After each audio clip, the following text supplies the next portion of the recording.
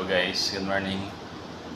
For today's videos guys, nandito na tayo sa aming pinapasukang trabaho. Maaga tayo ngayon.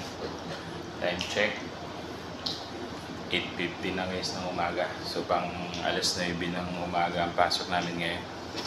Kaya kape muna tayo. Kapag kape pa tayo, meron pa tayong 10 minutes para magkape. So ayan yung gabala namin dito guys.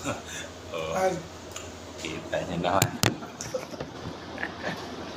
Kape muna tayo. Kape muna tayo. Buti may pansit pa. Thank